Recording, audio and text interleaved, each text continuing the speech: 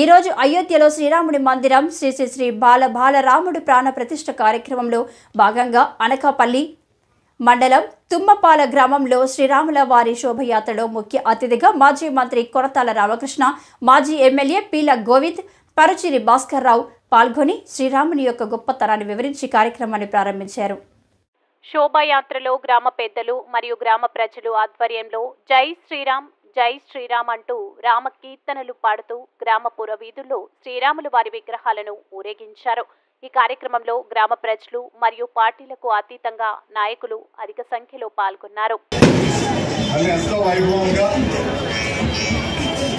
మన భారతదేశ సాంప్రదాయం ఆచారాలు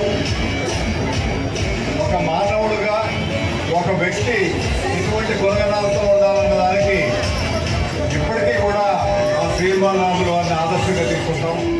వారి పరిపాలన ఆదర్శంగా తీసుకుంటాం.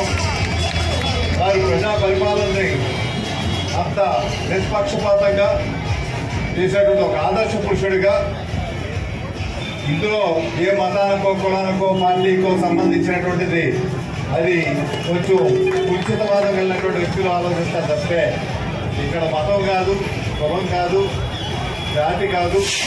ఇది కేవలం మన సంస్కృతి, మన సాంప్రదాయాల్ని ప్రతిబింబించేటువంటి ఒక మహోన్నతమైనటువంటి దేవతా స్వరూపం శ్రీరాముల వారు. ఇక్కడ అటువంటి అన్నీ పెడితే వాళ్ళ తాలూకా చిన్నబుద్ధి తెలియపరుచుకున్నట్టు ఉంది.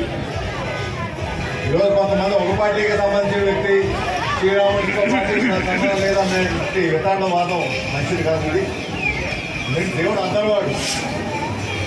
ఇంకా గొప్పతనం ఏంటంటే మన హైందవ సాంప్రదాయంలో వీళ్ళనే పూజించాలి, వీళ్ళు పూజించకూడదని ఎక్కడా లేదు. అందరినీ గౌరవించేటువంటి సాంప్రదాయం. ప్రతి ఒక్కరూ మన మతాలు వేరైనా కులాలు వేరైనా మనం అందరూ కూడా ఈ సాంప్రదాయాలు హైందవ సాంప్రదాయాలు పాటించదగినటువంటి సాంప్రదాయాలు తప్పితే ఇందులో ఇంకో రకంగా ఎక్కడో ఏ పురాణాల్లో కూడా లేవు. ఈ సాంప్రదాయాన్ని గౌరవించుకుంటున్నాం కాబట్టి, హైందవ సాంప్రదాయం గౌరవించుకుంటున్నాం కాబట్టి ఎన్ని దేశాల నుంచి, ఎంత పరాయి దేశాల నుంచి ఎన్ని ఆక్రమణలు జరిగినప్పటికీ ఎంతమంది మన సాంప్రదాయం